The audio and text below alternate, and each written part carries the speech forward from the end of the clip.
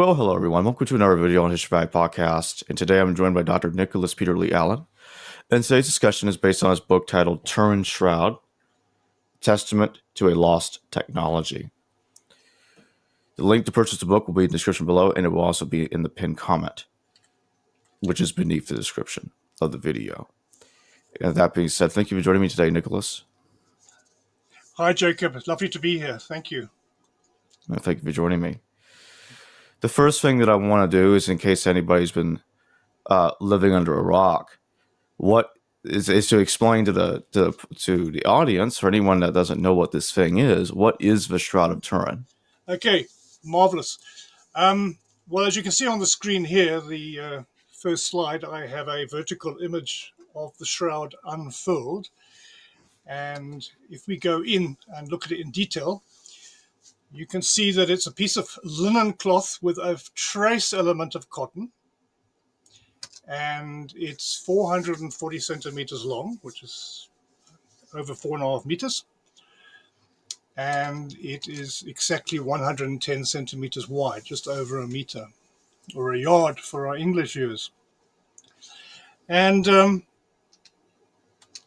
you'll notice that if you look very carefully, although you cannot see these images close up, and that's a very important point which I will come back to later, you have to stand at least 2 meters away from the shroud to see these very faint images of a man.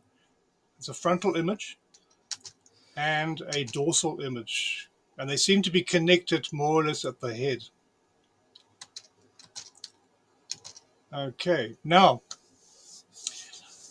also very visible on the cloth are these what are called train tracks, these two long, very ugly brown marks, and they were caused by a fire in the Sainte-Chapelle in Chambéry in the middle or the early 16th century, where it was once housed. And just as a little background, the cloth used to be folded up, similar to what I'm showing you here, and it was placed inside a silver casket. We don't have the silver casket anymore because it's melted. This is just an imaginary silver casket. So you can imagine what would happen. The cloth is inside the silver casket, and then as the chapelle burnt down, well, major fire inside, the temperature rose to such a height that it melted the silver. And the silver dropped onto the corner of the cloth inside the box and started a fire. Now, just to remind viewers, I'm sure most of you understand the principle that if you fold up a piece of paper and you cut a pattern out of it, and then you unfold the piece of paper, you get a repeat pattern. I mean, as children, we all made these things as children, and that's exactly what happened to the shroud. So if I raise the shroud up here now and I simplify it, and I'm showing you very exaggeratedly the holes that were made by the fire, and you can clearly see how it was folded. You can, in fact, imagine yourself folding that up into a small rectangle. So it was folded up basically eightfold. So that explains those marks, which of course are very distracting. And in many ways, because people don't think about these things, when they see the shroud, they normally think of these train tracks as being part of the image. They are not. They are an addition. Okay. So the shroud, I call it the Shroud of Lirey, Chambéry, Turin, because those are the places where it has been stored. It wasn't always in Turin. And if we look at the shroud in detail, I'm going to focus here on the left side, which is the side with the frontal image of a man, and I'm going to blow it up so that you can get a bigger picture. Okay, just so that, if you like, I'm just giving you a little bit of an anatomy lesson here. You need to know these things before I can carry on with my discussion. I mean, for people who know the shroud well, this is old hat, but all of this is important. So on this piece of linen, we notice that there is a negative image, and I must keep stressing this. The image is negative. And if you don't know what I mean by that, Unfortunately, we live in an age where people only have digital cameras, and very few people remember the old days when we were using colloidal silica and making photographs.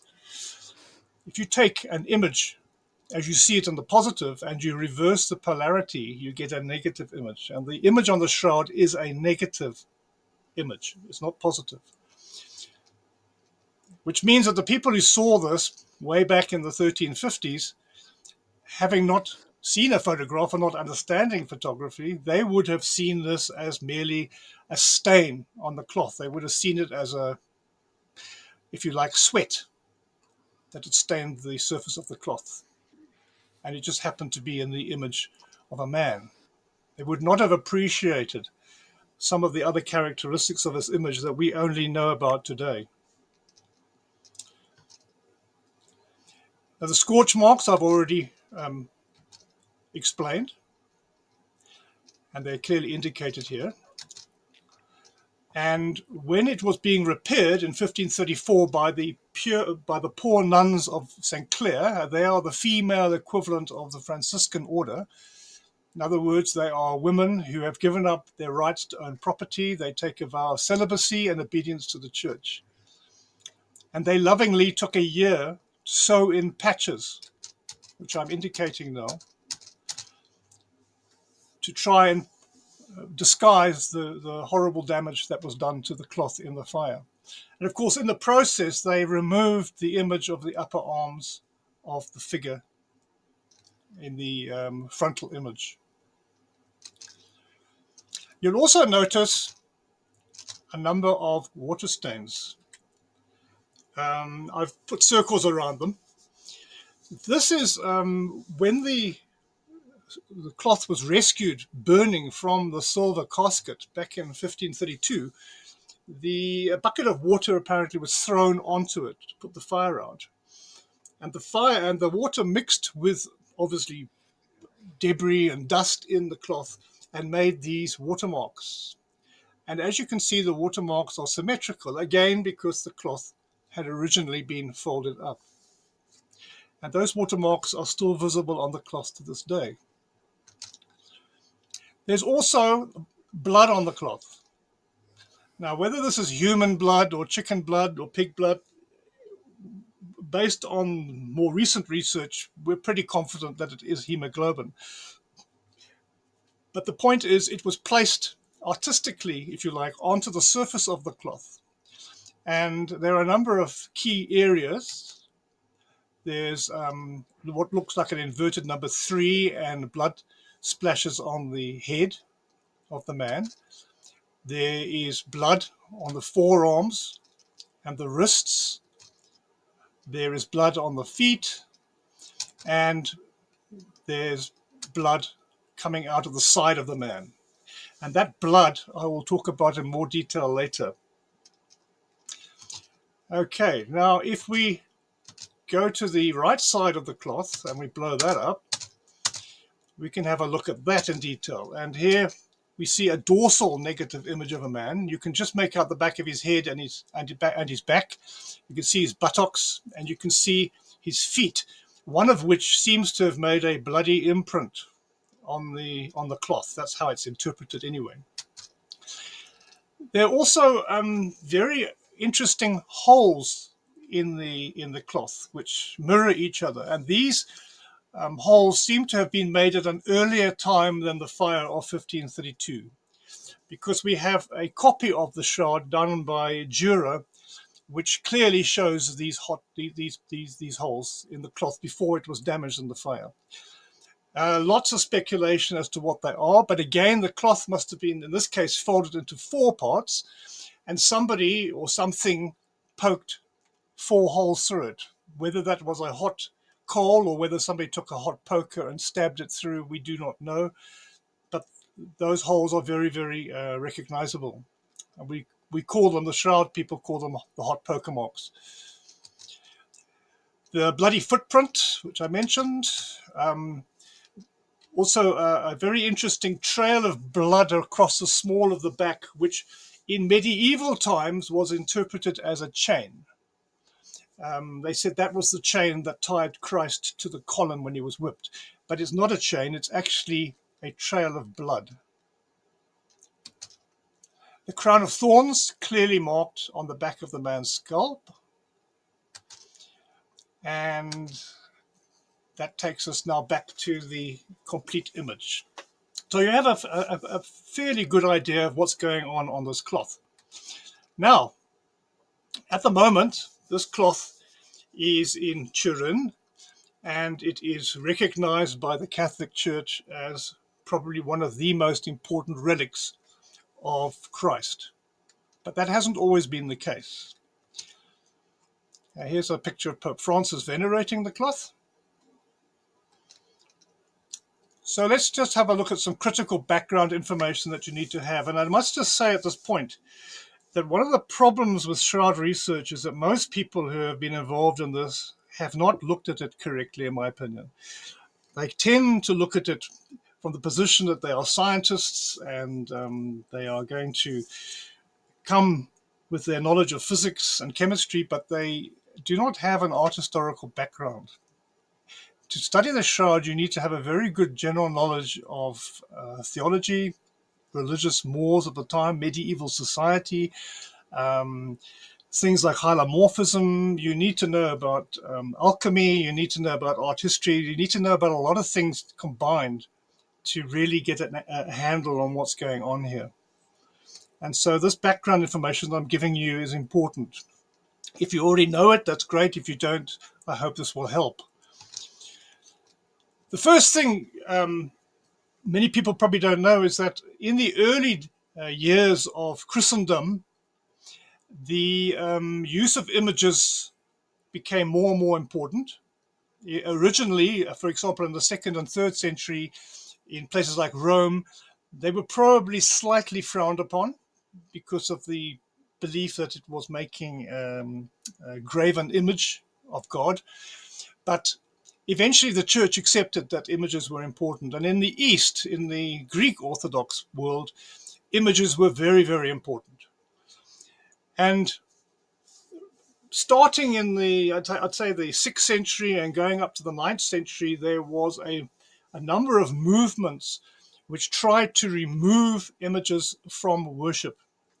Images were seen as being idolatrous. And so what is quite amusing here is that suddenly on the, if you like, on the marketplace, images started to appear in the East, which were not made by artists. They were magical in appearance, and the Greek term for it is akaropoita, which means an image not made by a human hand. Now, these images are recorded in text, and we know that they appeared, and some famous examples of images would be the Mandylion of Edessa and the image of Camuliana. But the most famous image, which I'm sure most of you know, is the Veil of Veronica, which dates back possibly as far back as the 7th century, which is a piece of cloth which has the face of Christ on it. And the tradition in the Catholic Church is that when Christ was on his way to Calvary carrying his cross, his face covered in blood and sweat, Veronica rushed forward and wiped his face with a cloth and removed an image of his face.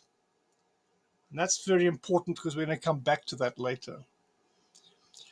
So there was an iconoclastic movement, the first one in the 8th century and the second one in the 9th century, where images were destroyed, burnt, and the okaropotoi, when they appeared, were used as evidence that God himself wanted images. Because if man had not made them, then surely they were made by divine hands. And if so, it meant that God approved of images. And it was the akaropita phenomenon which actually changed the opinion of the church. And this is a more recent image showing Christ having his face wiped by Veronica. And interesting, it's possible that Veronica, or also sometimes referred to as Veronica in the East, also makes the word Vera icon, which means true image. So it's believed that possibly Veronica is a shall we say, an artificial name that was created around the aspect of a true image. So she's the saint who made the true image. So she's Veronica. The Mandylion is also related to this tradition. The Mandylion is a very big cloth which has an imprint of Christ's face on it. And in shroud circles, we refer to these cloths which contain images as sudarium, which basically just means cloth. Now, what is very interesting is that the image that was purported to be the Veronica veil, the veil of Veronica, has been in the church's possession for a very long time. And up until about, oh gosh, say 150 years ago, more or less, don't quote me on that, exhibitions of the face of Christ on the Veronica veil were common. And then they became less and less frequent. And certainly when the Shroud of Turin became an important relic of the church, the Veronica veil became less important. Now, the Veronica itself is still intact. It's right at the top of one of the piers that holds up St. Peter's Dome in Rome. And in this photograph, you can see one of the priests holding up the Veronica from the balcony right at the top of the pier. And those piers are massive. They're like the size of a 14-story building, each one. And the whole pier is dedicated to Veronica. And this is a very rare photograph of the priest actually holding it. Now, we have no images of the actual Veronica. This is about the best I can find. But we are fortunate that in the 17th century, somebody got permission to copy the Veronica, the veil of Veronica. And he did such a good job that the bishop who gave permission said that he could not tell the difference between the two. So although this is a copy that I'm showing you now, it gives you a fair idea, I hope, of what the veil of Veronica might look like. And if the original one is in fact genuine, it could date back as far as the 7th century.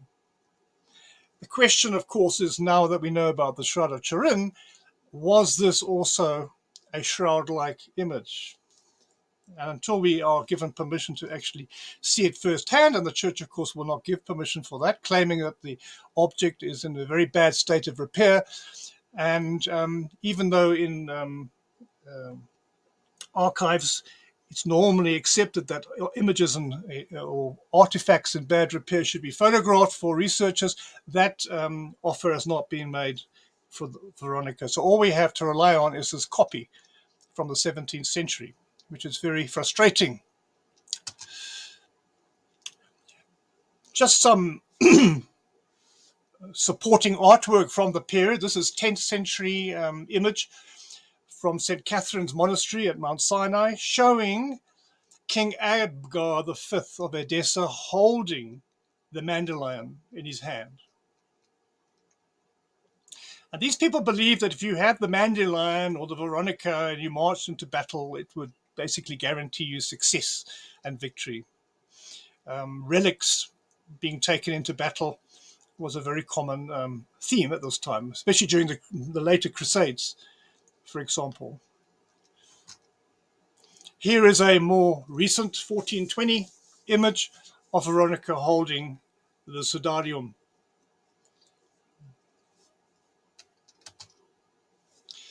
Now, a little bit of a side note, which is really very, very important. If we go to the 13th century, we're entering into a period where the crusading ideal is coming to an end. The Crusades started in around about 1080, and there were many crusades. And Louis IX, who is portrayed in literature as being a saintly man, and he's now referred to as Saint Louis, paid for many crusades. And he eventually realized, sorry, he eventually realized that traveling to the Holy Land to visit the sites of Christ's crucifixion and burial was becoming problematic. It was very, very difficult to keep fighting the Turks or the Seleucids or any of the Islamic peoples living in the East, because they were stronger. They were used to the environment and the climate. Europeans, especially, who went out to the Holy Land in these times, normally didn't last very long. They were not able to survive, and it was becoming very costly to keep the Crusades going. So he had an idea, and that is to allow people at home in France to have an imaginary pilgrimage, if you like, to the Holy Land. And I'm going to talk about that just now. And part of this was, let's get the relics of Christ here back into France. What's the point of going all the way to the Holy Land when we can bring them here? So in between 1242 and 1248, he built Sainte-Chapelle. Now, those of you who have very recently been watching the fire of Notre Dame may have noticed that very close by to Notre Dame, there is a small chapel, Sainte-Chapelle, a most beautiful building. It cost, for 6 years of building, 40,000 livres tournois. And its purpose was to house the crown of thorns, which were taken from the Emperor Baldwin II, who was Emperor of the Byzantine Empire. Baldwin had, in fact, pawned this relic, plus a number of other relics, which I'll discuss just now. And so Louis bought them from a pawnbroker, literally, in the Byzantine Empire. And he had to get a letter of approval from Baldwin to make sure that Baldwin wasn't going to claim them back afterwards. This is the crown of thorns that Louis IX brought to France, being venerated in modern times. And this is where the story gets very interesting, and maybe will give people an idea of just how important relics were in the Middle Ages. I just told you that the building cost 40,000 livres tournois. The crown of thorns cost some 3.5 times more than the entire building. 135,000 livres tournois. The crown of thorns is not even a crown of thorns. It's actually a thornless reed which grows in northern Britain or the Baltic region. So in other words, it's definitely a fake. But they paid all this money for it nonetheless because of their faith. A little bit later, a piece of the true cross and 7 relics of the Passion of Christ and a holy spear and the holy sponge were also collected in France. In total, including the crown of thorns, some 22 odd pieces of reliquary relics were included in this deal. And this should just give you an idea of the kind of stuff that was very, very popular in the Middle Ages. You've got the crown of thorns, of course, very important. A piece of the cross, that's a very popular relic. I think it was Desiderius Erasmus who said there are enough pieces of the true cross to create an armada of ships. The blood of Christ, which there are a couple of those relics still in existence today. They're normally, they look a bit like test tube vials with dried blood in them. The nappies of the infant Jesus, blood from a picture of Christ, and also a sacred cloth inserted in a picture. Milk of the Virgin Mary, quite amusing. The actual reed that was used to hold the sponge of vinegar when Christ was on the cross. Moses' rod, a towel used to dry apostles' feet, etc., etc., etc. And on the right, I've just put in some images of typical relics of that period, not necessarily the same as the ones that Louis IX imported. So what you must understand is that Relics was a multi-million pound business in the Middle Ages. This is a photograph of Sainte-Chapelle, which, as I said, is very close to Notre Dame de Paris. And that entire building costs less than 1/3 of the cost for the relics. The building itself is technically a giant reliquary. And on the right, I've just put in a little picture of a reliquary to show you what they look like. They're normally very beautiful little boxes covered in precious stones, and inside there'll be a head or a hand or a foot of a saint. And while we're on this topic, it's very interesting in modern times that people use the word relic incorrectly, especially if you are keen on watching movies like archaeologists going into strange places, and they're always told that they're there looking for relics. They're not looking for relics, they're looking for artifacts. From an archaeological point of view, relics refers principally to the remains or some object associated with a dead saint. In other words, the head of John the Baptist, or a shirt that a saint might have worn. Sometimes it can be connected actually with a divinity, like the blood of Christ, for example, in a vial. And just to show you how amusing some of this gets from our perspective, a very famous relic from this period was the last breath of St. Joseph in a bottle. And you can just imagine how long that took to make and what it must have cost. Right. Now, Sainte-Chapelle, I'm emphasizing here the wealth. This is the peasants section of Sainte-Chapelle, the bottom section. Okay. Remember, this is collectively only 1/3 of their money spent. And that's another view. And then we go upstairs, spiral staircase, and we come to the upper floor. I'm standing on the bridge between the palace and the chapelle, which is Louis used to walk across this bridge to have his own private entrance. And when you go inside, this is where the nobles worshipped. And at the end there, right in the distance, is what's left of the altar that once held the crown of thorns. It was removed during the French Revolution, but this entire building is there for one purpose only, okay, to support and hold that relic. Okay, so here I've got a photograph of the relic as it appears today, encased in its reliquary, and on the left is the remains of the original altar. That's the ceiling of Sainte-Chapelle. It's a masterpiece of glass. And here we have an image of Christ carrying the cross to introduce the next important point that people must be aware of. I mentioned that Louis IX realized that the crusading ideal had died, and as from 1290 onwards, the church increasingly started what was called the, we call it today the Stations of the Cross, or the Way of the Cross.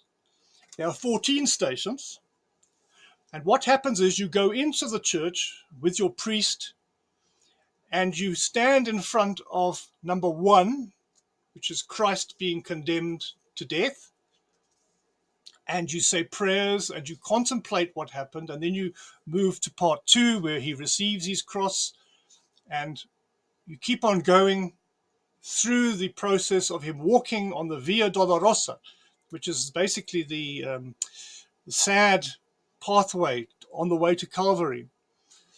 Now, if you go to the Holy Land, you can do this for real, but now you can do it in your own church. And to this day, this practice continues. So what are the ways of the cross? I'll just quickly put them up. I don't want to waste too much time here.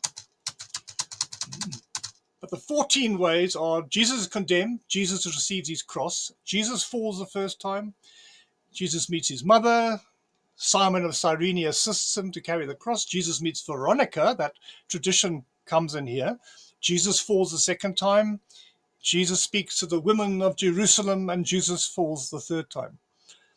Jesus is stripped naked, he's nailed, and he dies. And then he's taken down from the cross, which we call the deposition, and then he's laid to rest in his tomb.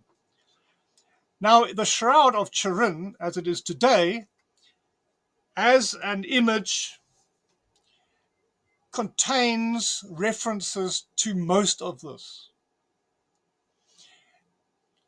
It's very obviously related to Jesus meets Veronica, because it is in fact a full-blown Veronica. It's not just the face, it's the entire body, front and back.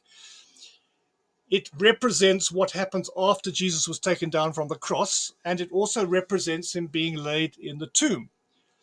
You could probably go further and say that it's also, for those who believe this, proof of the resurrection, because he's no longer in it. But it also refers to him receiving his cross, being stripped, nailed, and dying, because those features are on the cloth. The only features of the way of the cross that cannot be directly linked to the shroud are Jesus meeting his mother, Simon of Cyrene assisting him, and Jesus speaking to the women of Jerusalem. And this is a typical artifact from the period, showing the Stations of the Cross and other scenes from Jesus' life. Now, another issue that needs to be firmly grasped before we can study the Shroud of Turin properly is to understand the rise of humanism. Francis of Assisi, Saint Francis of Assisi, who lived in the late 12th, early 13th century, is a very important individual in terms of his influence on the church in the Middle Ages.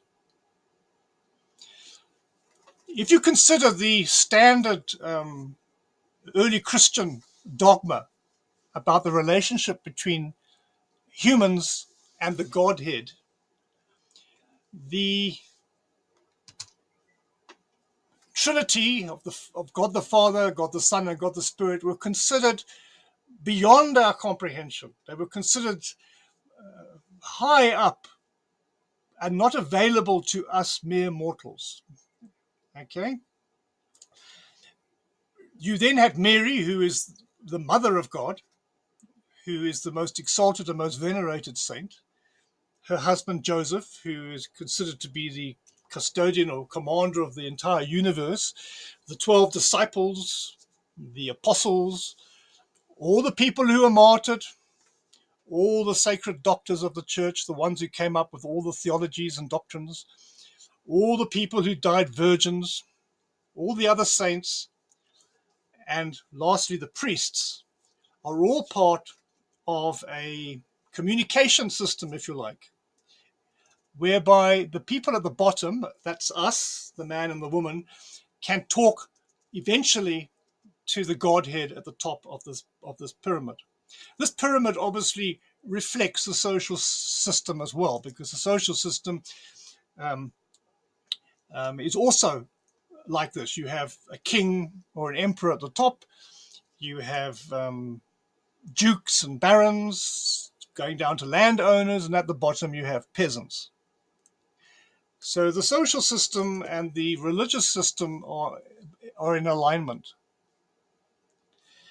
And at the bottom, man and woman really have no power. They cannot talk to, for example, the Father, the Son, or the Spirit directly. They have to go through a priest. The priest intercedes for them. The priest takes confession and forgives them of their sins on behalf of God. And the only people before 1250 who would even dare to talk directly to somebody like Jesus Christ would be a king, for example, a king or an emperor. Now, this is important because St. Francis of Assisi, shortly after the beginning of the 13th century, started to preach that Jesus was poor.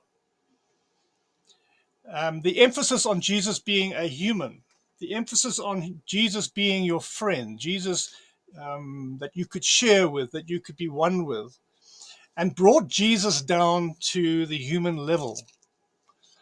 And this is an incredibly important movement within the church. The church were not happy initially with what Francis was doing. Not so much because he was preaching a poor Christ, but because he was suggesting that the church should give up its belongings and its possessions and help to feed the poor. And as one bishop said to him, we have no problem, Francis, with the church, with Jesus being poor, but we do not want the church to be poor. And the result, of course, was that we have, with other factors, the beginning now of a movement in Europe, the rise of humanism, where the interest is now focused on humans as being the measure, where Jesus is portrayed more and more as somebody that you can deal with on a one-to-one basis. Now, if you quickly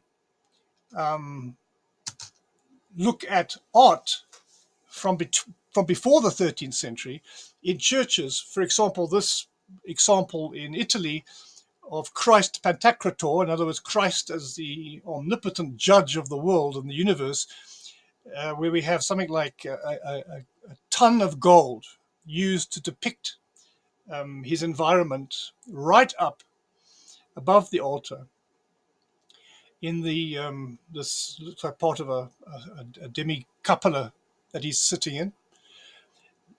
Christ is beyond your reach. He is supreme. He looks down on you. And as you go into a typical Byzantine church, for example, you'll notice that the saints are smaller than Jesus.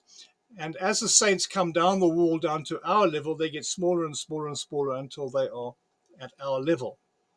So that pecking order from the priest up to the Godhead is represented in art in hierarchic proportions. So Jesus is always painted bigger. Virgin Mary would be painted bigger, for example, than other people to make her look more important.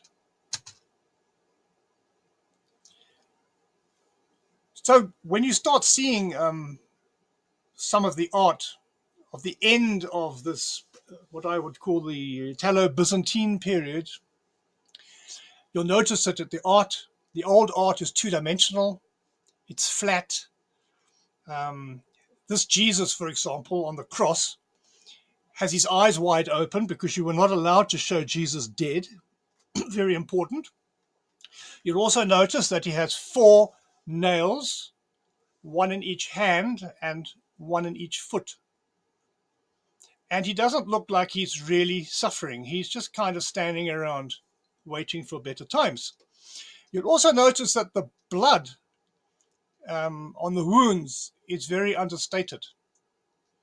In fact, images before this, they were not even the size of mosquito bites, all right? So now we see blood is becoming a little bit more important because they want the audience to empathize with what's happening. They want them to be part of this and associate with what's happening. And as humanism grows, now we're moving into the middle of the 13th century after the time of Francis of Assisi. And now we start seeing still relatively flat images, but the Christ is now writhing. He's twisting in pain. And there's a lot more blood coming out of the wounds. And in the sides, you can see John the Divine and Mary weeping, showing humanity, showing sympathy for what's happening. And if we move on quickly to a work by Cimabue, we see that now it's pretty much the same, the writhing Christ, but now the blood is really flowing, and we still have the weeping figures.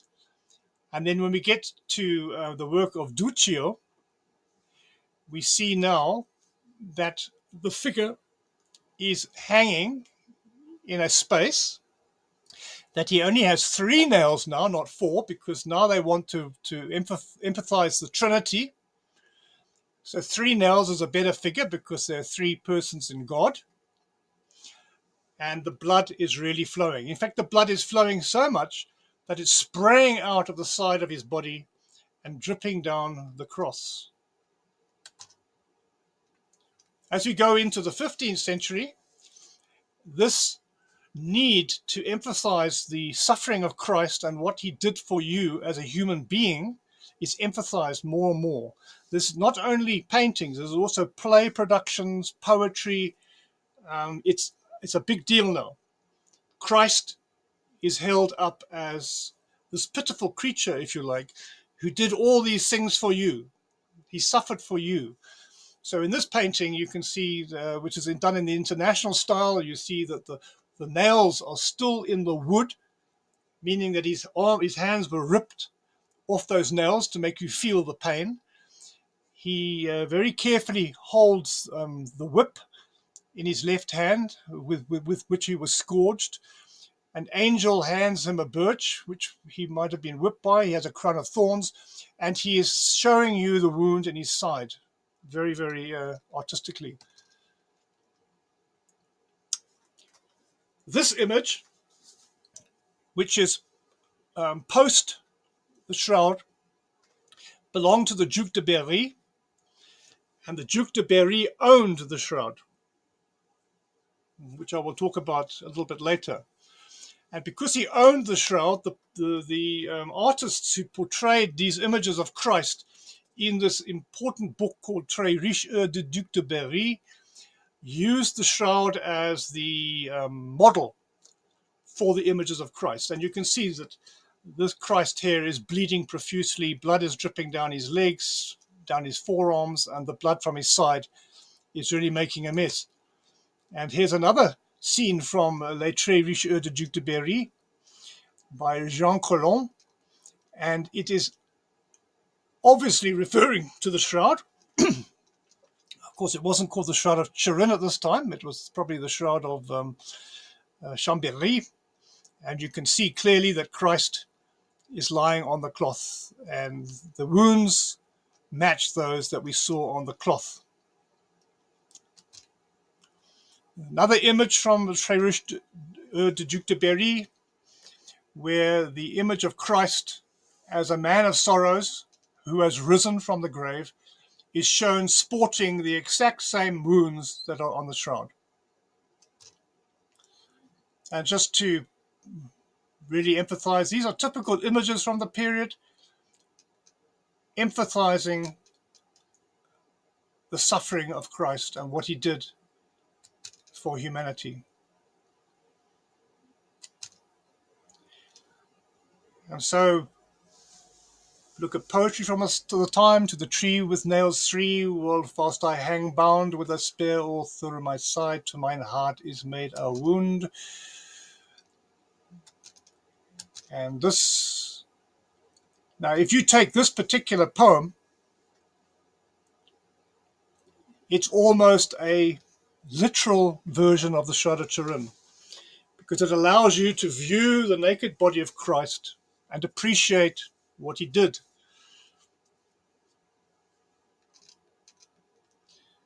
Right.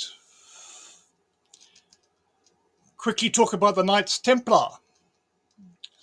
The Knights Templar get blamed for all sorts of things, and I'm very aware that it's a very popular theme to blame everything on them. But here we're in good territory because, or safe territory, because the first owner of the Shroud was a nephew of one of the last Templars.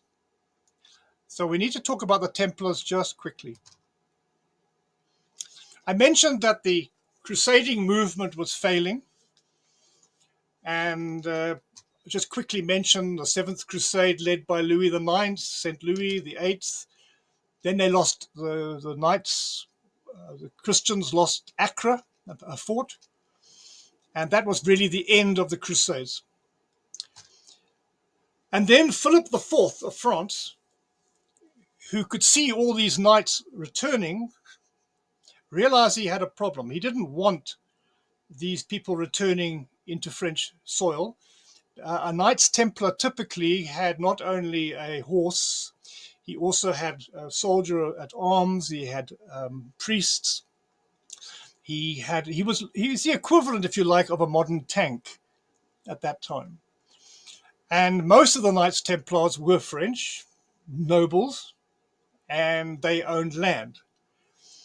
And Philip IV realized that he could use the Knights Templars' land as a means of gaining wealth. And so he cooked up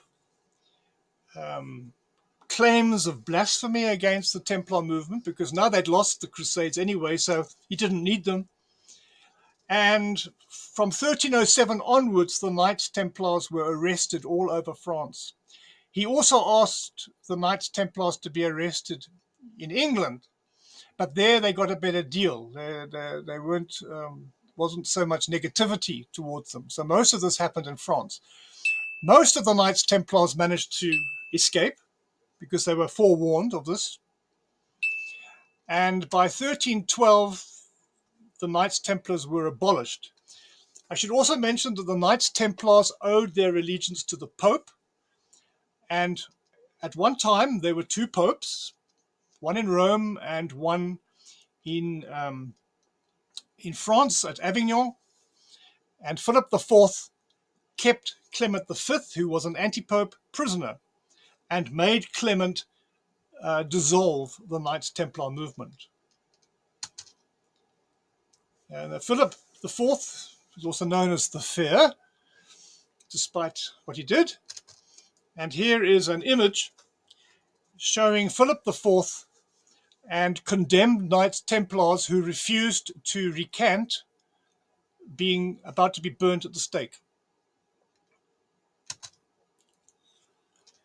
In 1314, he took Jacques de Molay, who was the last Grand Master of the Knights Templar, and Geoffrey de Charny, who was the preceptor of Normandy, and he burnt them alive on the Ile de Juif, which is in the middle of the Seine River, where the Ile de la Cité is today. Before the Ile de la Cité was formed, it was made up of several islands, which were all joined together. And in these days, the Ile de Juif, which means the island of the Jews, was a small island owned by the Franciscan order. And the Franciscans objected to this burning of these two senior Knights Templars because they were trespassing. Right, so now we jump forward 50 years to King John II the Good, or in French, Jean le Bon. Now, this man decided to remake an order exactly like the Knights Templar, which is interesting because the Knights Templar had been disbanded by previous king. They had been outlawed. They had been accused of all sorts of terrible things like spitting on the cross. They had been imprisoned, that had their lands confiscated, and some had even been burnt at the stake. And now a French king arrives who decides that he'd like to revive the movement. And so he formed a group called the Order of the Star. It was founded on the veneration of the Virgin Mary. And just in case you're not too sure, he had them wear these giant star badges to show that they were members of the Order of the Star. So the king is the senior member, and then the barons and the nobles were created as part of this order. Now, the only difference between this and the Knights Templar is that the Order of the Star, they were allowed to be married and obviously own land, and they basically lived normal lives. Now, one of these knights was a man called Geoffrey or Geoffroy de Charny, and we call him Geoffroy de Charny the First for a reason, because he had a son by the same name, and we call him Geoffroy de Charny the Second. And you've probably noticed, if you're awake, that this is the same name as one of the Knights Templars who was burnt 50 years earlier. That Geoffrey de Charny was the preceptor of Normandy, and this Geoffrey de Charny was his nephew. And it's this Geoffrey de Charny who owned the shroud for the first time. This is the first time in history that we know about the shroud. And that's terribly important. Okay. Now, Geoffrey de Charny I had held lands at a place called Lirey. Lirey is about an hour and a half's drive east of Troyes in France. And he built a wooden church there in which he started to exhibit the shroud for the first time in history. We know it started around about 1350. But by 1356, at the Battle of Poitiers, he was killed on the battlefield by the English. The English kidnapped or arrested John the Good and took him back to England and ransomed him for 3 million golden écus. Geoffroy de Charny's wife, a woman called de Vergy, continued showing the shroud. And later, in the 1390s, a good 35 years after this, her son, Geoffroy de Charny II, also was involved in the exhibitions of the shroud in Lirey, in the little wooden church. This is a pilgrim badge, or what's left of a pilgrim badge, showing two priests holding up a length of cloth, and below it you can see the coat of arms of Geoffroy de Charny II and de Vergy, his wife, underneath, Jean de Vergy. And you can clearly see in this piece of lead an attempt by the artist to depict what we now call the Shroud of Turin. You can see the man on the left looking at you, the frontal image, and then almost joined at the head, we see a dorsal image. And remember I spoke about that funny chain of blood across the back, which medieval people thought was a chain.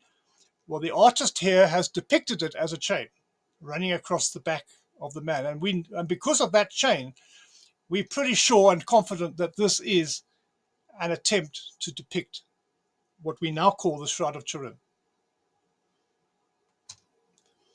Recently, very recently, in 2012, they found a mold at a place called Masson, which is very close to Lirey. And unfortunately, it is damaged. But if you were to try to repair it and pull out a print, you can see that it is also very similar to the previous pilgrim badge.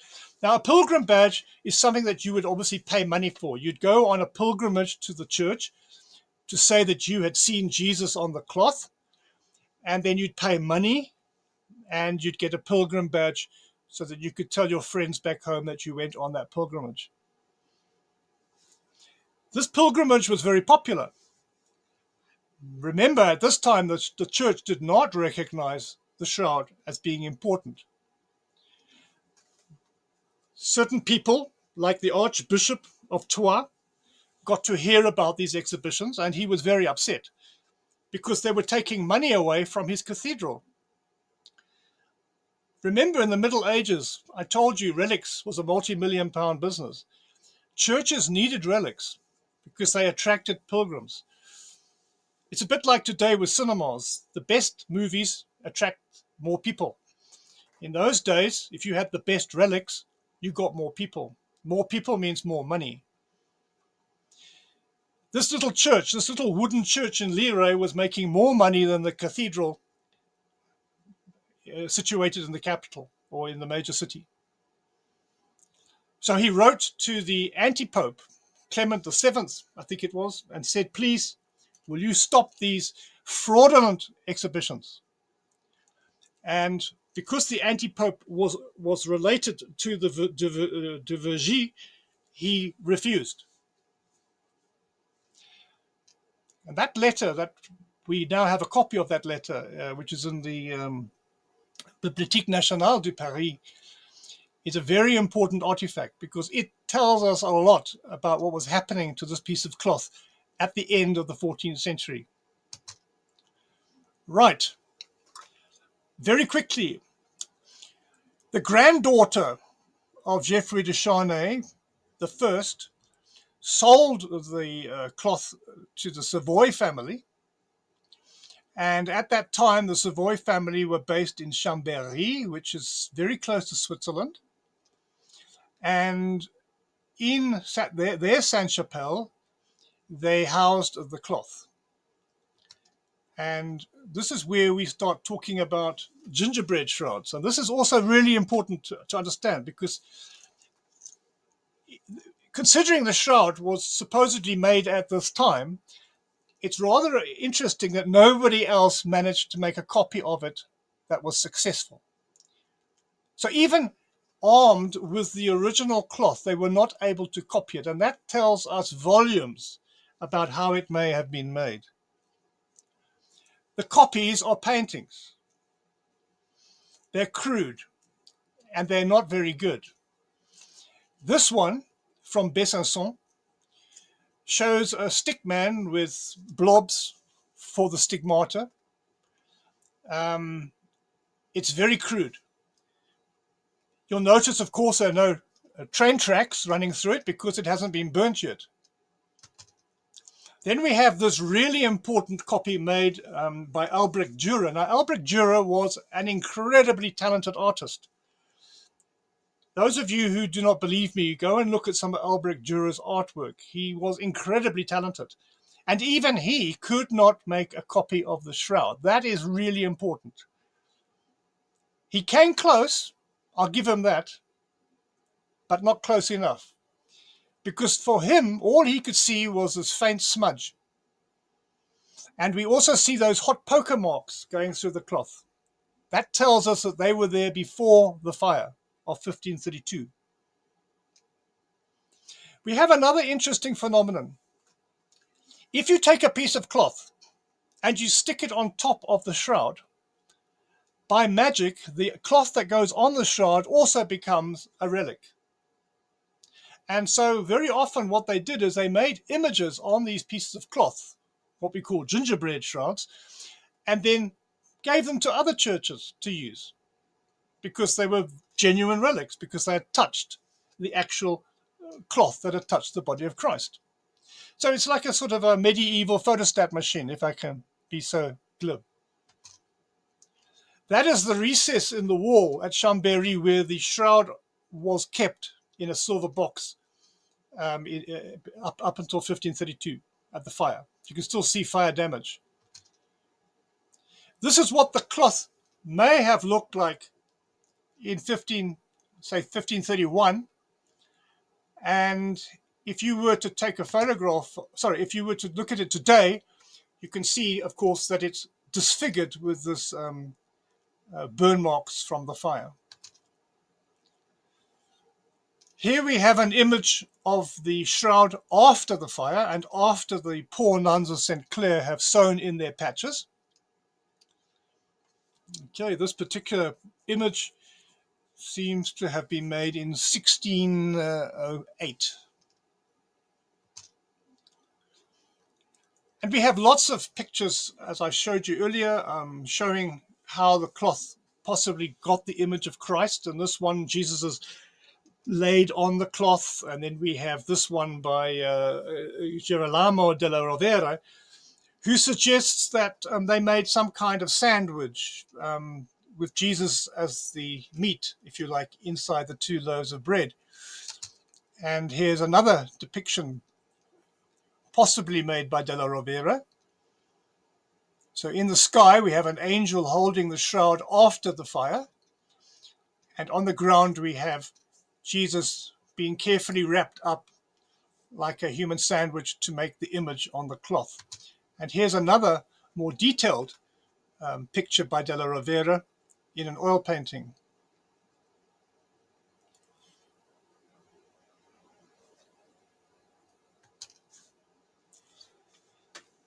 Right, well, After the fire at Chambéry and the repair job, it was removed to Turin. So now it is the Shroud of Turin for the first time. It was moved to the Cathedral of St. John the Baptist. And in the back of that, there is a chapel of the Holy Shroud, and the shroud was put into another massive box behind a grill very high up over the altar. And here you can see the shroud, well, you can see the box that holds the shroud. Very recently, there was a fire, and that box had to be smashed out, but that's another story. Now we come to the interesting part. Up until 1898, everybody had assumed that the shroud was a piece of cloth with a stain on it. As from the reign of Julius II, the Pope, who was responsible for commissioning Michelangelo to paint the Sistine ceiling, the shroud became an important relic of the Catholic Church. But it did not belong to the church. It belonged to the King of Italy, who was a member of the Savoy family, the family that bought the shroud from Geoffrey de Charny's granddaughter, Margaret, back in the early 1400s.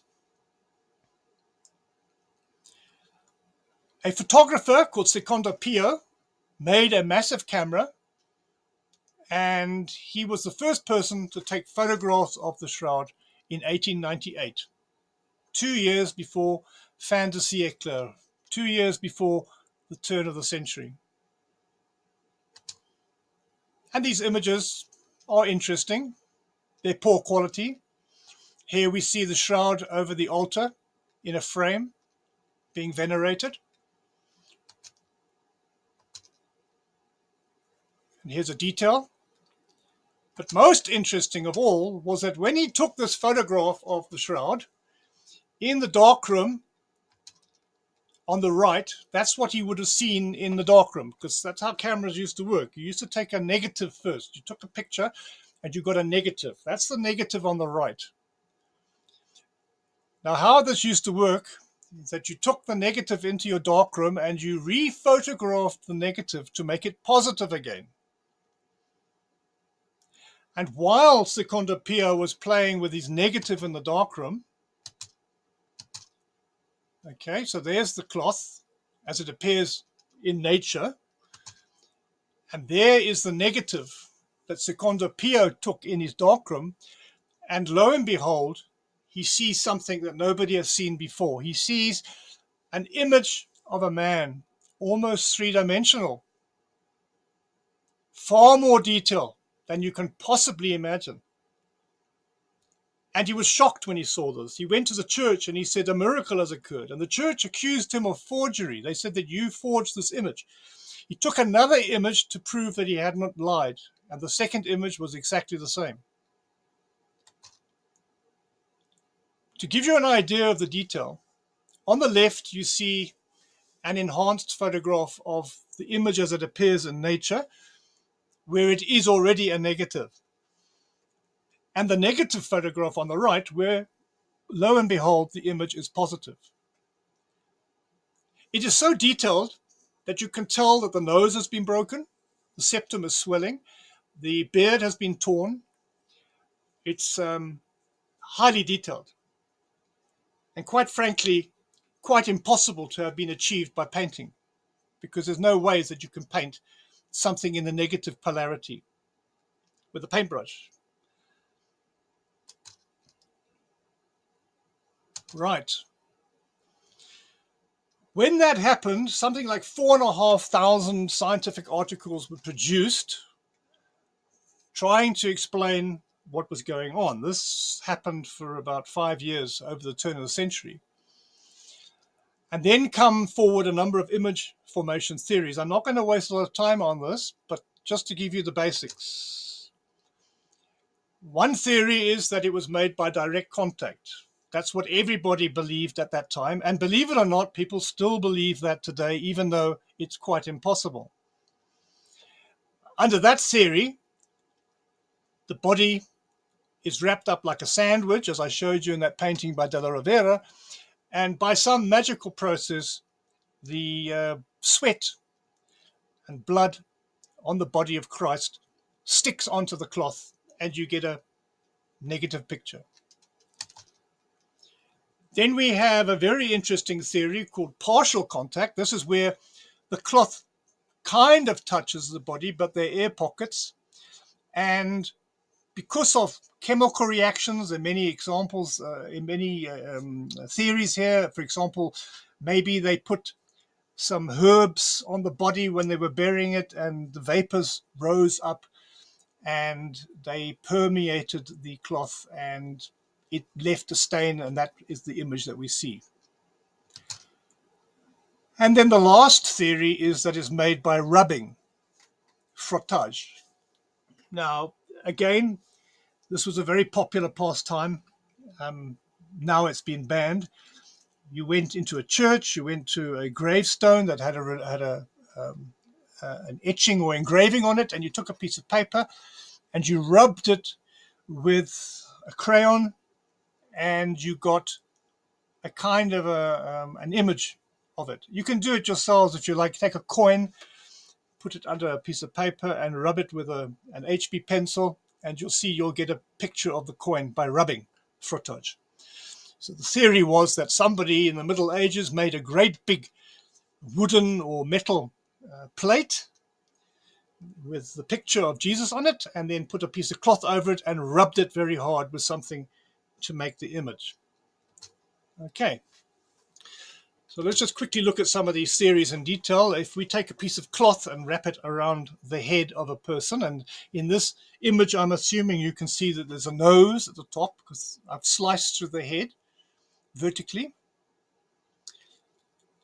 And if you pull the piece of cloth off of the person and then stretch it out to a flat plane, you will get a very blurred, distorted image.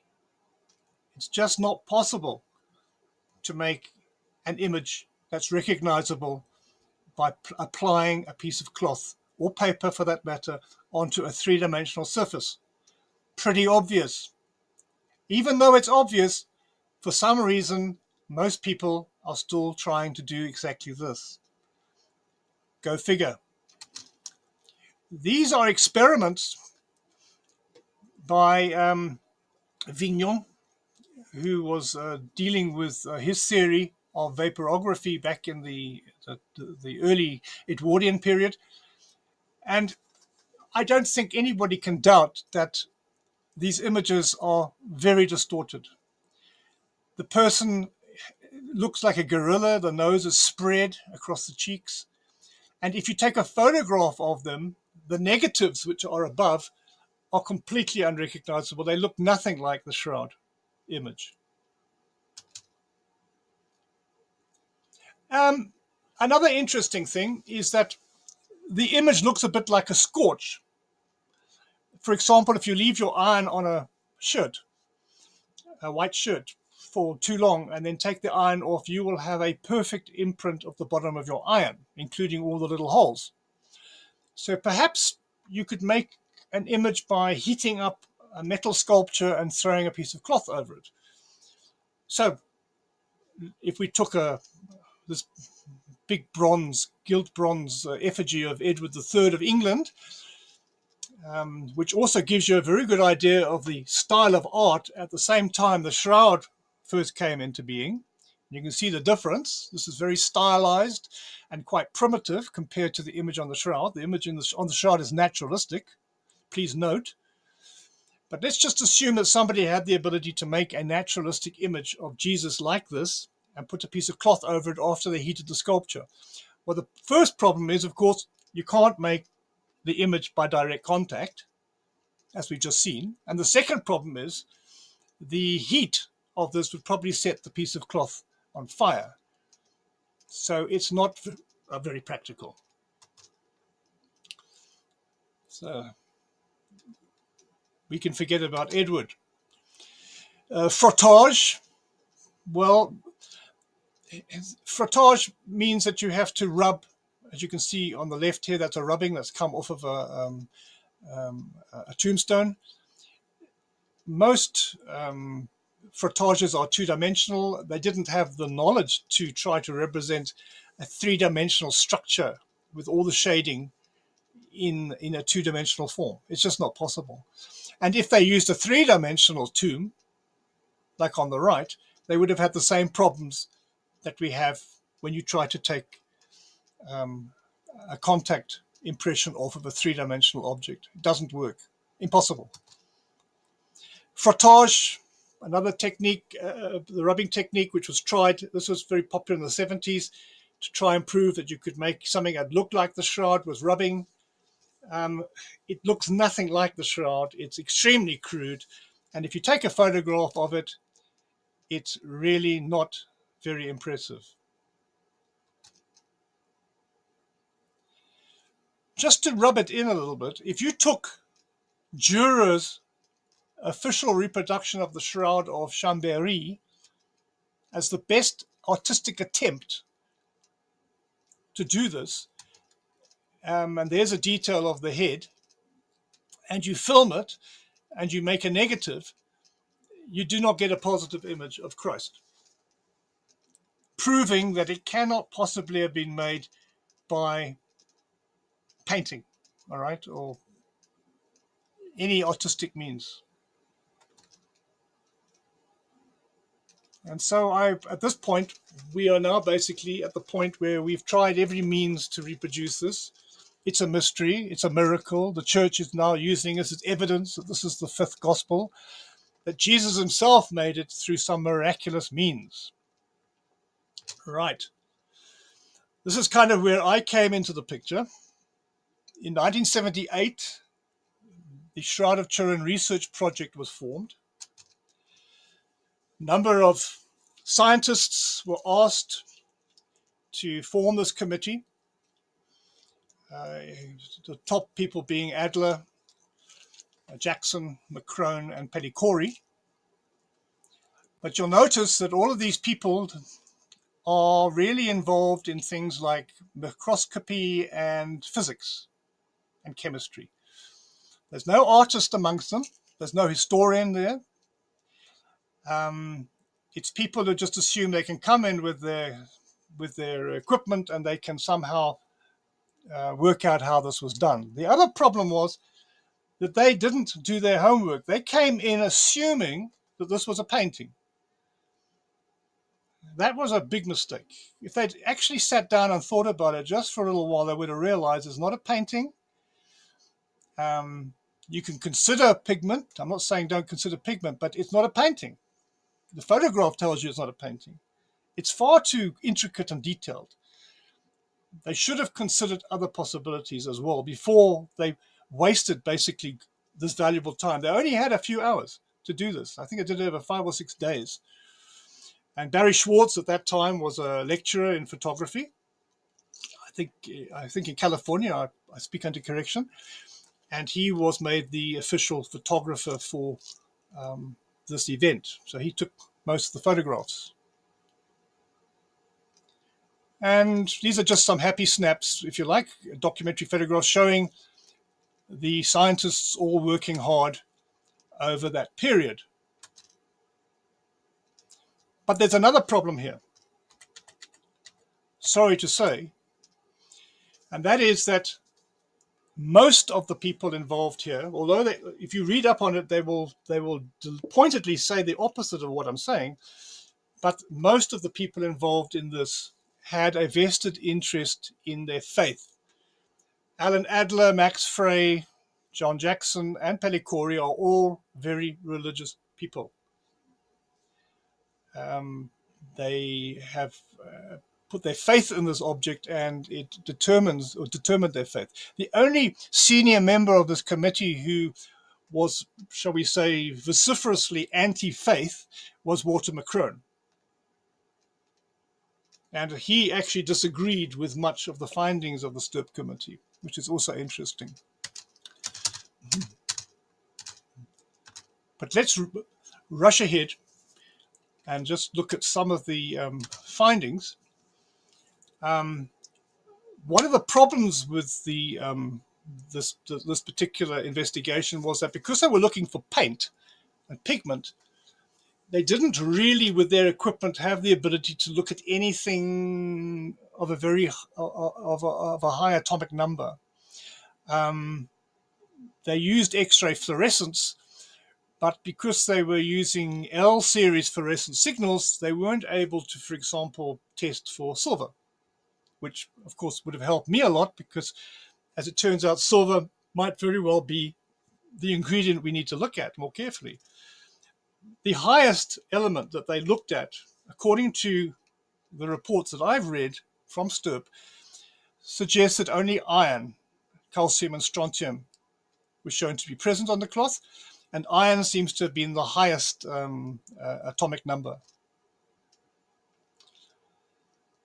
The official conclusion of the STURP committee is very biased. It says that they can conclude for now that the shroud image is that of a real human form of a scourged, crucified man. That's a real statement, that. They have no evidence for that. Okay. It is not the product of an artist. I agree. The bloodstains are composed of hemoglobin. I agree. And also give a positive test for serum albumin. The image is an ongoing mystery, according to them. And until further chemical studies are made, the problem remains unsolved. That was the official comment.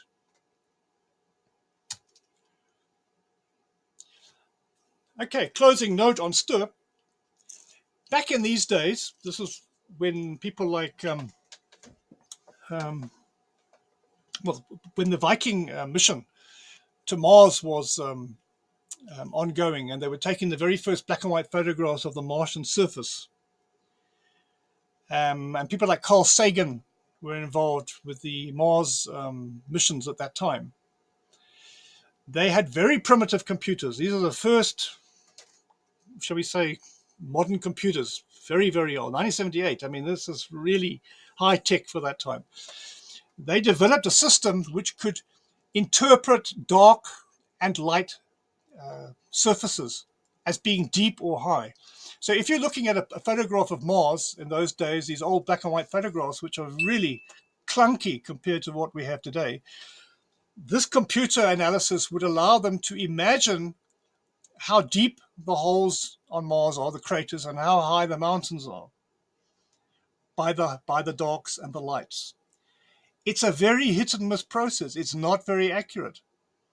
And this VP8 image analyzer was used on the shroud, and it produced a slightly relief image of the man in the shroud. And of course, what's interesting here is that the train tracks from the burn look even more detailed and even deeper than the image of Christ, because they are really dark. So they read as being really high here. Now, because of this three-dimensionalization of the image using the VP8 image analyzer, people assumed that this was proof that the object that made the image was three-dimensional. As it turned out, they're quite correct, but where they're wrong is it wasn't a direct contact. And people are still trying to prove that it's direct contact to this day. They are wasting their time, as I will show you. Okay, now the most important part of my little talk, the image characteristics. These you have to know to understand what's going on. The clue to how the shroud image was made is in these characteristics. And this is, for me, the most important outcome of the STURP investigation. And when I talk about the image, I'm only talking here about the negative image of Christ. I'm not talking about the blood at this stage. That's another issue. Okay, the first is it's negative. And when I say negative, I mean truly negative in polarity, to such a degree that if you reverse the polarity of that image so that negative becomes positive, so high lights become dark and dark become lights to the same degree, you produce an accurate image of a human being. And it is not possible for an artist, even knowing about photography, to paint something of that complexity in reverse. It's just not possible. This image is not just an approximation. It is highly detailed. As I told you, you can even see the swelling of the septum. You can see the beard being torn. You can see excoriations on the knees. Most importantly, there's no direction to the image. Now, directionality is an interesting feature. If you were trying to prove, for example, that you had a Da Vinci painting and you were trying to prove that Da Vinci had painted it, people who are experts in, say, analyzing the works of Leonardo da Vinci, they know how Leonardo applied his paint. And under a microscope, they can tell by the direction of the paint strokes which artist painted it. It's like a signature. Everybody has a signature. We all paint slightly differently. If you looked at one of my paintings and compared it to one of my students' paintings, it doesn't matter if the student was a better painter than me, and some of them are, my paint strokes under the microscope would look different. And if you have enough images of my work, you would eventually have some kind of stylistic analysis where you could recognize my work by the direction of the paint marks. The shroud image has no directionality, which means that it was not made with a paintbrush. That is a major clue as to how it was made. Most amazing of all, there's no pigment, there's no dye, there's no powder, there's no stain on the shroud that's responsible for the image. I mean, there are stains on it, but they are water stains from when they put the fire out in 1532. But that negative sort of yellowy brown image on the cloth reads exactly the same as a scorch. It looks like damaged polymers in the linen, which I will talk about a little bit more later. The discoloration that forms that image is stronger on the upper fibers than on the lower fibers. Now, in some parts of the cloth, it does go all the way through, but if you want to see the image properly, you should only look at it from the one side. The image from the back view is not very clear and is patchy. And to sort of try to imagine this, imagine that in my model, the shroud is 5 fibers deep, okay, which is not true, but I'm just using it as an example. The top fiber will be very, very damaged. The second fiber will be slightly damaged. The third fiber will have hardly any damage on it until you get to the bottom, which will be completely clean. So the damage goes down layer by layer by layer, which means that the impact, if you like, of that damage comes from the outside and worked its way into the cloth. Also, each fiber that has been affected is only stained on the outside. If you break a fiber, it's white inside and discolored on the outside. Again, suggesting that whatever caused this came from outside. If you look at the image and you put it through a computer enhancement program, you can three-dimensionalize the image. You cannot do that with a normal photograph. If you take a photograph, a snapshot, and you put it through a computer, it's not going to work, because normally in a photograph, you only have one light source from one angle. Okay? For some reason, the shroud image has this quality that it's almost a relief. And that's another clue as to how it was made. The image is chemically stable. However, what the Stirp committee did not do is they did not pour bleach all over the cloth. And they would have got into trouble if they did. So I'm more likely to emphasize the heat resistance of this image. The image is definitely heat resistant. It was subjected to molten silver, which set it alight, and the image was not affected by that. The last image characteristic is my own. Nobody mentioned this in STIP. If you look at the image in the photograph, in the negative, that gives you the positive image of the man, there is no doubt that there is a top lit quality to the subject. In other words, as you look at his face, you can see that there's a shadow under his chin, there's a shadow under his lip, there's a shadow under his eyebrow. Okay, there's shadows under his fingers, and the shadows tend to be at the bottom and the light bits tend to be at the top. It's very slight, but it's there, and that's also a clue. As regards the blood, despite all the nonsense that's been written about this, it is quite clear that the blood was put on with a paintbrush. It is artistic. It doesn't matter whether the blood comes from the feet, from the side, from the wrists, or flows down the length of the arm. It's all the same thickness. Magic blood. Anybody with half a brain cell can see that this is not natural. If this had been a real corpse taken off of a gibbet, bleeding for 6 hours, and then put into a cloth, however carefully, there would be an enormous mess in the cloth, not a neat and tidy little painting of the blood flows in the right place and the blood on the side and the blood trickled across the back of the body. It is so obviously painted, and yet for some reason people can't see it. If you look at the blood flows from the side, you'll see that there are rivulets that have been painted individually coming from the supposed wound. The blood from the foot on the left, it comes out of the foot in a zigzag motion, and there are lots of these zigzags all over the place. Zigzags on the arm, a zigzag out of the wound in the wrist, and zigzags on the blood across the back.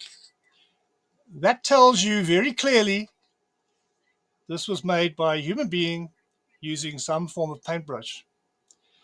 And yes, it might be blood. Blood's quite easy to get hold of. I don't doubt for a moment that that's real blood. But whether it's pig blood or cow blood or chicken blood or human blood, we know it's hemoglobin. Denatured met hemoglobin, as it is now. And they possibly put, thanks to Walter McCrone's work, which was highly objective, he suspects that there may be red ochre in the blood. And I think he's right, because if you leave blood for a few centuries, it normally doesn't retain its nice red coloring. The fact that this methemoglobin, dried methemoglobin blood, still has quite a strong red tinge to it suggests strongly that there's red ochre mixed with it. Now, obviously, blood already contains iron, so it's just basically a matter of enhancing the iron content with a little bit of red ochre, and the result is blood that stays more or less red. Very simple.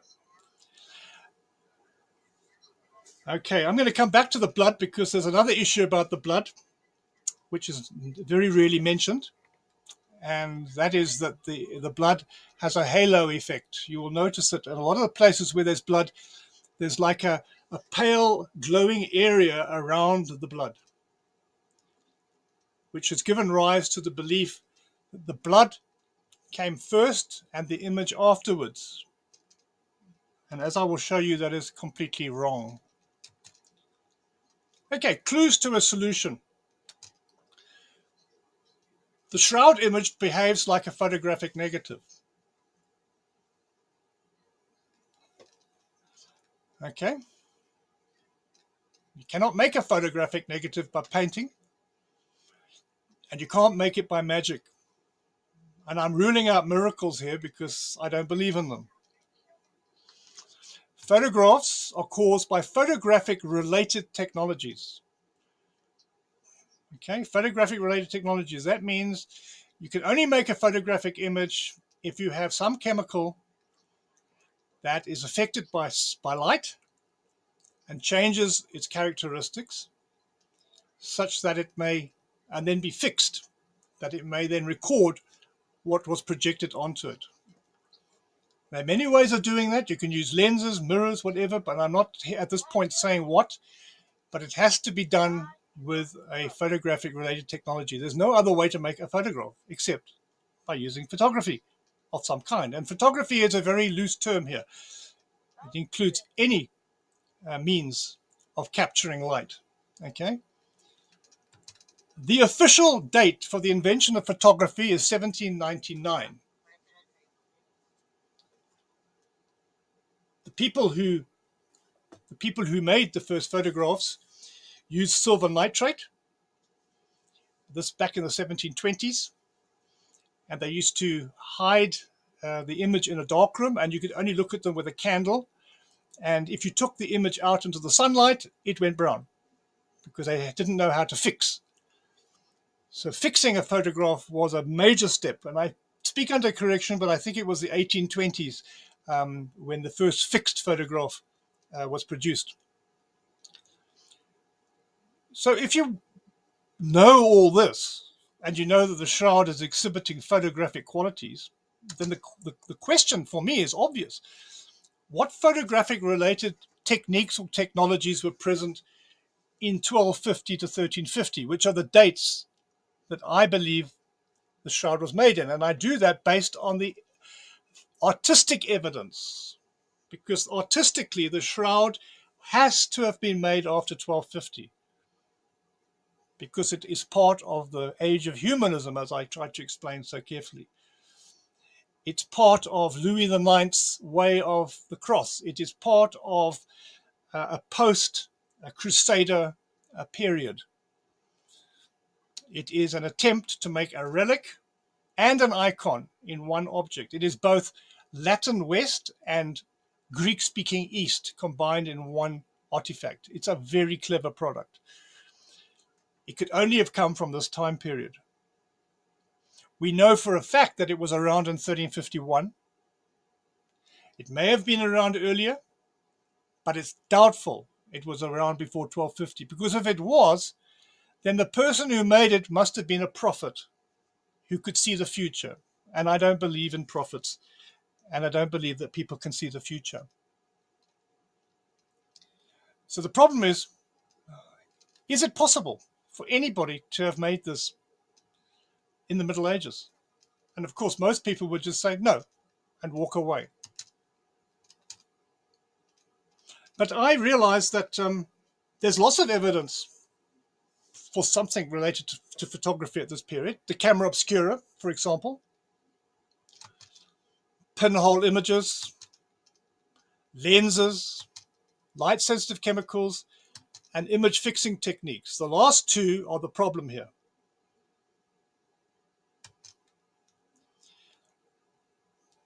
You may remember this little maxim: when you eliminate the impossible, whatever remains, however improbable, must be the truth. Mr. Spock, okay? Okay, I hope you're having a little laugh now. Now let's go on to Holmes' maxim. It's an old maxim of mine that when you have excluded the impossible, whatever remains, however improbable, must be the truth. That's where Spock got it from. Okay, so if you go back in time to the roughly 10th century, 9th, 10th century,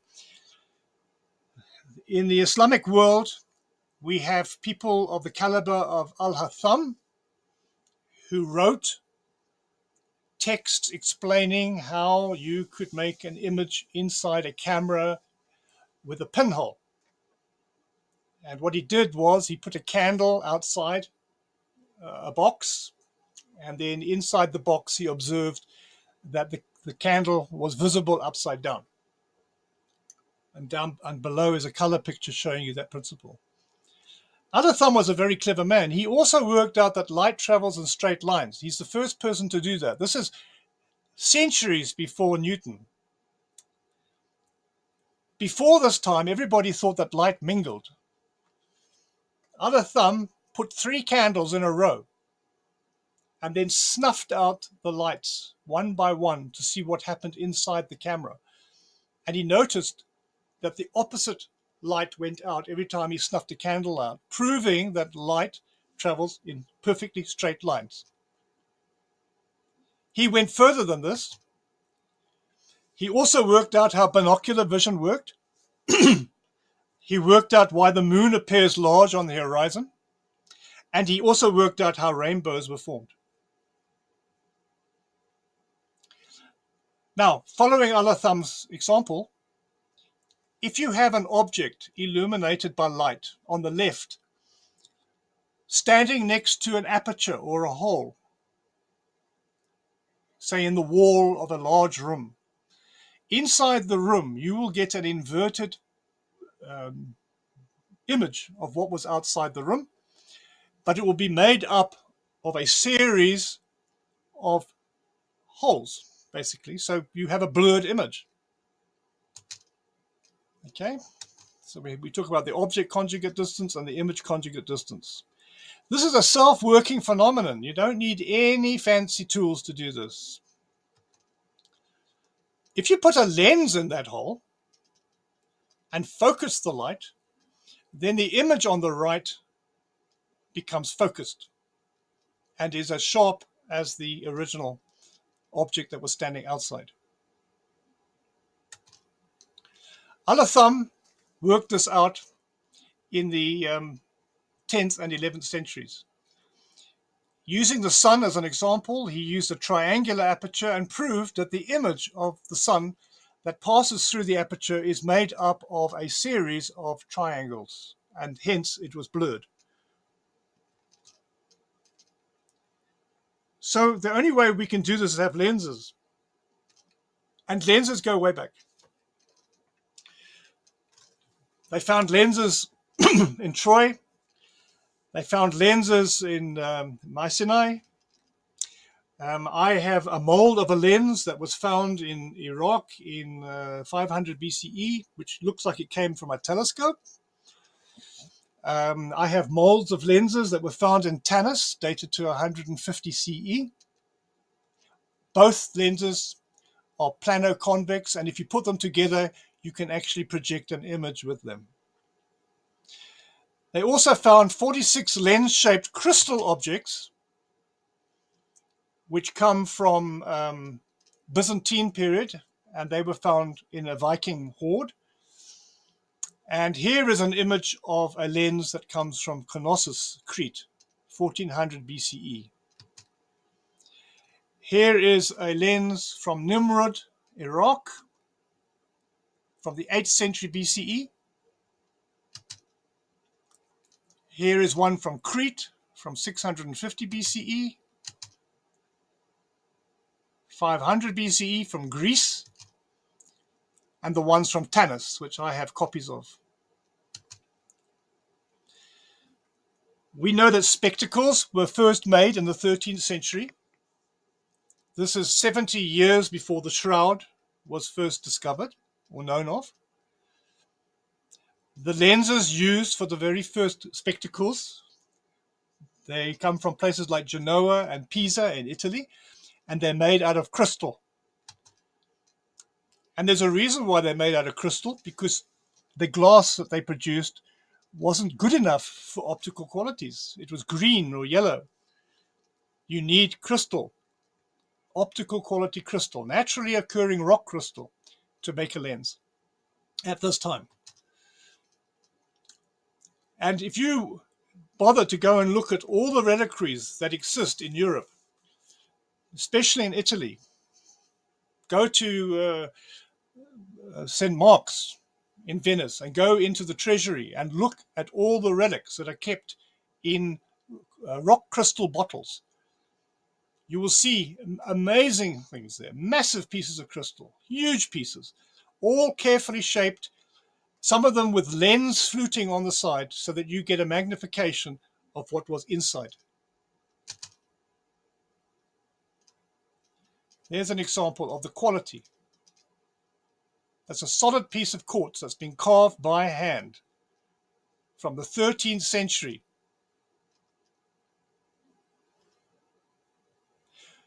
When I first wrote about my findings back in the 1980s, I sent a copy of one of my articles to Nature. Now, Nature is supposed to be the top journal in the world for new discoveries and new research. They refused to publish the article because the referee that they employed to check my work said that there was not possible for anybody in the Middle Ages to make a lens out of quartz. That all they were capable of doing was producing crude balls. So this photograph here is rather amusing in the light of that expert's opinion, because here we have a whole room filled with massive quartz bottles, some of them dating back to the 13th century. But according to the experts, they couldn't make a lens. It's very sad, isn't it, when you think about it? These lenses, which date back to the 11th and 12th century, were found in Sweden. They were not made by the Swedes or the Vikings. They are, in fact, objects that were stolen, probably, from the Byzantine world. Each one of these, wait for it, was lathe turned. Somebody turned these on a lathe in the 11th century. That's 300 years before the shroud was made. Perfect. And something else, we have to wait until the 1960s in our own culture before spherical lenses were being produced for optical purposes. Here are paintings of people at the exact same time the shroud was first heard of, wearing glasses or using magnifying glasses. Here is Nicholas of Rouen looking at a Bible through a lens. But according to the experts, they didn't know how to make these things. Here is Cardinal Ugo de Provenza in 1351 wearing spectacles. But according to the experts at Nature, couldn't be possible. Here is a surviving pair of spectacles from 1350. Light-sensitive chemicals on the next issue. Algebra, the father of algebra, knew how to make silver nitrate back in the 8th and 9th centuries. Albertus Magnus describes turning his hands dark by playing around with silver nitrate. And we know that they knew about silver sulfate. What we do not know, and this is very important, we have no written evidence that anybody knew why silver nitrate or silver sulfate were changing color. We have to wait for Boyd, much, much later, to explain that this is by light. In these early days, they probably thought it was weather or moisture.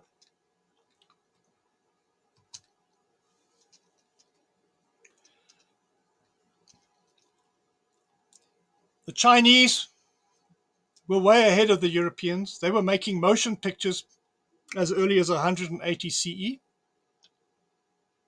Here we have a zoetrope, which is basically a circle with figures on. Normally, in this case, it would have been dancing ponies or dragons. And then the light inside is looked at through a slit by the eye, and you can see the illusion of somebody running or walking. And it was exactly this that gave me the clue as to how the shroud was made. When I realized what the findings were from Stirp, and with my knowledge of medieval technology and optics, which is something that I study, I realized that the only way you're going to make an image of a man on a flat piece of cloth is to project the image with light. And that is actually photography. So here we have, on the left, we have a piece of cloth wrapped around the head, and you can see you make a blurry image, and on the right, you project the image onto the cloth, and you have an accurate image. So the hypothesis at this stage was that they took a man, suspended him in the sun, opposite a window with a lens in it, which had been boarded up. The light that reflected off of his body went through the lens onto a piece of cloth that had been soaked previously in a silver salt, and the result is that you get an inverted image.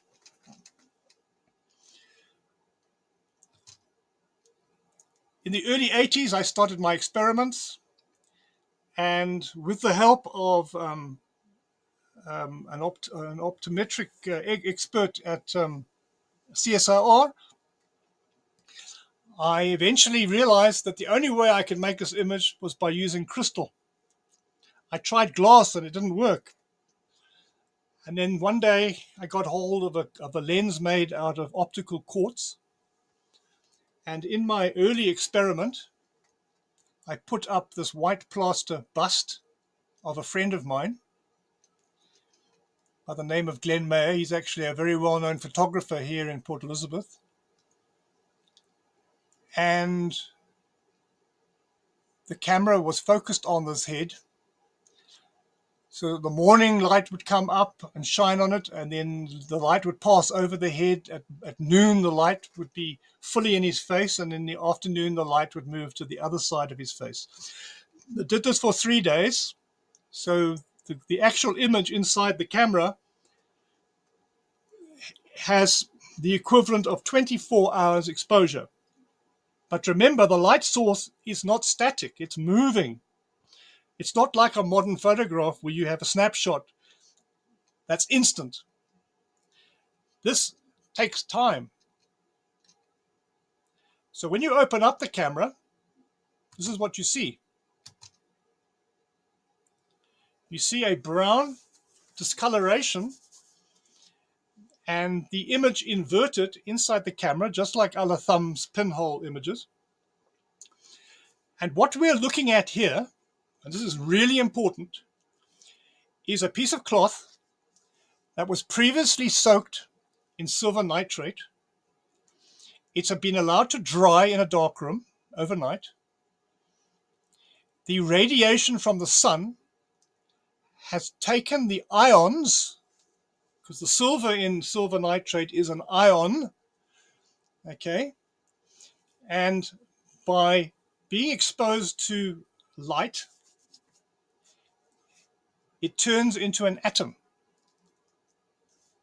And in that process of turning into an atom, it releases one electron. So the countless quadrillion atoms that are on this piece of, or ions that are on this piece of linen, have all released one electron each at some stage over a 24-hour period, depending on the intensity of the light that's hitting them. Now, if I take this piece of cloth and I dip it into ammonia, and you can also use urine, because urine is actually made from uric acid and ammonia.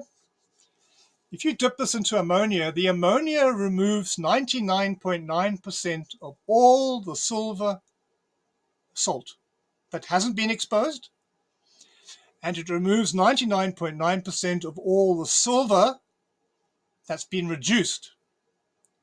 That's the dark stuff that you see there. And so after dipping it in ammonia, this is what you get. Now all the silver has been removed. The silver ions have been removed and the silver atoms have been removed. There are probably traces of the atoms still in the cloth, but they will be literally parts per billion.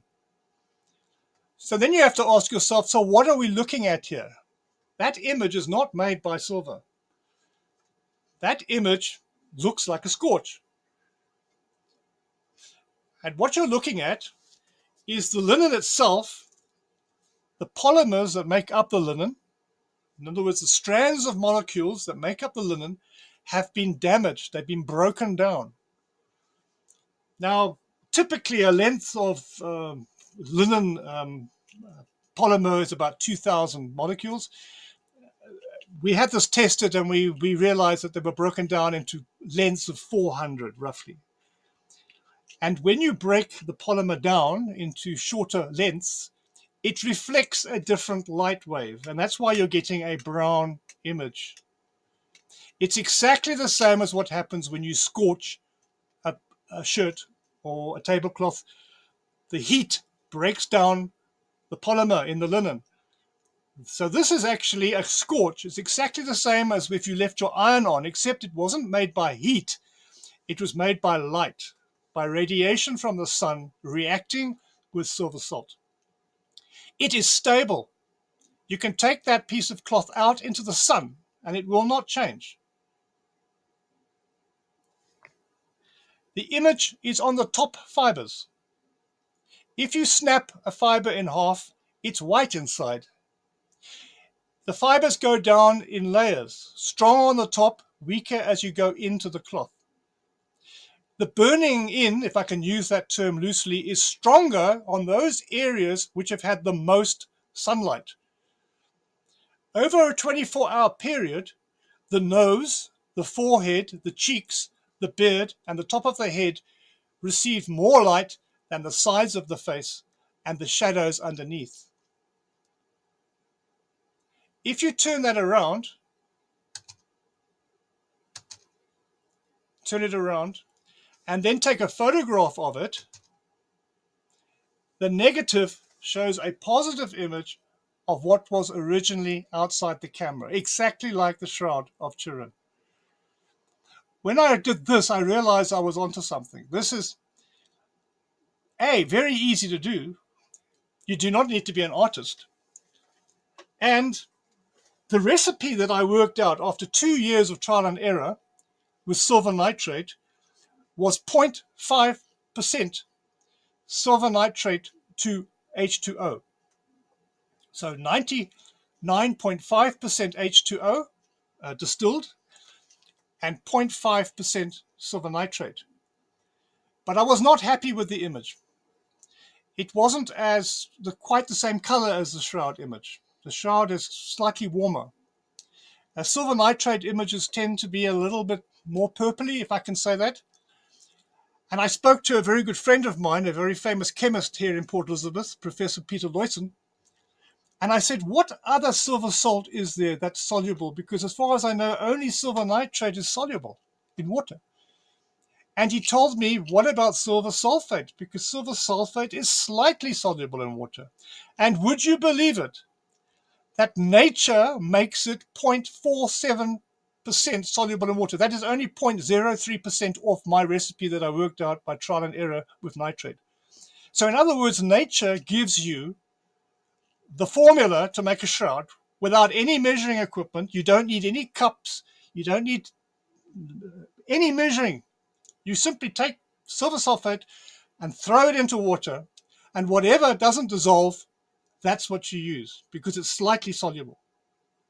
Which means that anybody in the Middle Ages could have done this without even having equipment. Here we have a very young Glenn Mayer who took a photograph of my next step. This is about 1992. We have a plaster of Paris corpse. And we hung it up. And by now I had a whole lot of silver quartz lenses made for the various purposes. The one on the right is the one I used for a full-length figure. That has a focal length of something like 4 meters, which means that the figure has to be 4 meters from the lens. And there you can see clearly the figure hanging up. And on the corner of the camera obscura is the lens. Inside the camera, okay, the camera has a lens, there's a gibbet, there's a corpse, and there's sunlight. That's what you need. If you go inside the camera, you can see the lens on the right in the corner. And there is the shroud stretched onto a frame. My safe lights are just candles because candles can't affect the silver salt. So you need a shroud made out of, it can be made out of linen or cotton or a mixture, doesn't matter. Any ester will do, even paper will work. You need an easel of some kind to stretch it. And you need safe lights so that you can work in the dark. And that is what you see inside the camera, okay? So whatever's outside the camera, inside is upside down and focused. Right, so there we have, we pretend we're inside the camera and we're looking at my screen. We're standing basically next to the lens, looking into the camera at the image upside down on a piece of cloth that's been impregnated with silver sulfate. And on the right, that's what you get after 3 days. Then you turn the cloth around, you turn the figure around, hanging up, and you now expose the next section. So there's the corpse turned around, and inside the camera, there's the corpse upside down, 8 meters away, focused on the cloth. And that's what you get after 1 day, 2 days, and that's the front image. And that's it compared to the Shroud of Chambéry. I've taken away the train tracks on purpose so that you can have a better comparison, because obviously my shroud hasn't been in a fire. So the only difference between these two images really is the fact that my shroud doesn't have blood on it. The image is what I'm interested in at this stage. There are differences, of course. The one problem is I don't have the original corpse. The second problem is my lens is probably much better than what they had in the Middle Ages. There are distortions on the cloth, on the image on the cloth. The head is 10% too small for the body. I wonder how many of you have noticed that the head is too small. The front version of the shroud image is different in length to the back version of the image, which means that these exposures were done at different times. It might not even be the same body for the back and front. It might be that they used a real corpse and it started to disintegrate, it started to decay, and after 3 days they threw it away and used a fresh body. Anything is possible here. They may have mummified the body. They may have made a mold of the body. But given that corpses were pretty plentiful at that time, I'm quite sure that mummifying it would have probably been the easiest. I suspect very strongly that the head was made with a separate exposure, with a different lens. And then after they had captured the head, they then did the body without a head. And then the two basically fit together like that. That would have taken about 6 days to achieve that image. So you compare the two images. And just as a matter of detail, I put a cut on the chest of my figure to see if it would come out in the reversed polarity, and you can clearly see the cut under the nipple. That's how accurate it is. And this is another cloth that I made in 1993. Unfortunately, it no longer exists because it was not fixed properly. This was the Shroud of Port Elizabeth, a beautiful, beautiful shroud, which unfortunately no longer with us. The front body beautifully made and then joined at the head with the reverse. This is now in the state before fixing. What you're looking at here is mostly the silver atoms that are giving that discoloration. If this had been fixed, the image would be much paler and not visible unless you move about 2 meters away from it. These are some examples of the models that I use in my experiments. I use flesh-colored and white-colored models to play around with what happens inside the camera. Different lenses to see what effects I can get. One of the things I am trying to do at the moment is to ratiocinate the exact dimensions of the lens that was used back in roughly 1350. To do that is going to be quite a mission, because I have to work out the spherical aberrations on the lens. The figure on the Shroud of Turin looks rather feminine, which suggests that the hips are enlarged against the knees. That is possibly because of the lens distortion. The head, I'm sure you've noticed on the Shroud of Turin, The forehead is too short, which suggests that there's a distortion. The nose is very long, and the only reason why you don't notice a problem with the chin is because he's got a beard. This is another image that I made in 2002 using silver sulfate now, and you can see it's a much better color. And this one was made in 1 day, up close. Just 1 day to make this image. It's life size, and if you film it, that's the result. This is another test that I did in 2014 for CNN Science Channel. You can just see, if you look very carefully, there's a face starting to expose on that piece of cloth in an inverted position. That's the first day of exposure. And after 3 days, you get this. Okay, you can still see the silver atoms are those darker gray textures. You then remove it with ammonia, take a photograph of it, and you get this positive image. And that's what it looks like in black and white. And that's what it looks like compared to the Shroud image. There are a lot of similarities, and there are obviously differences. The differences are explained, A, by the fact that my lens is perfect. B, the similarities are really interesting. You'll notice that I've got lines wiggling all over my image. Those are lines caused by no image appearing, because the cloth that I used had to be heated up and washed in a washing machine to remove starch. When people make material, they put starch into it, and starch resists the silver salt. Because the silver salt was not, the starch was not washed out properly, it has not allowed the silver in those particular places to reduce. And when the thing was dipped in ammonia, you simply end up with a blank piece of cloth. Okay. Now, similarly, you'll notice two black lines on either side of the head. That is a self-working phenomenon. That is because the sides of the head are always in shadow. So very little silver reduces in those areas.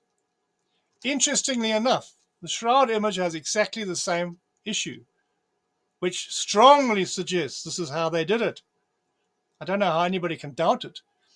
And it's been emphasized by the fact that the woof threads, now material is made on woofed and woof and weft threads. The woofed is put in first. They are strongly starched, okay, to make them stronger. And then the weft is put in sideways from left to right. I suspect that when they put the silver salt onto the Shroud cloth before they exposed it, they hadn't got all the starch out of the woofed, and that is why the image is not so pronounced on either side of the face. It is quite obvious. You can see it. It's almost like a ruler, straight line, and it goes throughout the whole cloth. If you look at a photograph of the entire Shroud of Turin, that line runs through the entire image, proving what I am saying. One of the criticisms I get from people is, you cannot be right because you haven't made the same as the Shroud of Turin. And I say to them, you're not looking at this correctly. I'm trying to find a valid explanation for how somebody may have made it in the Middle Ages with the technology that I had. I'm trying to be objective here.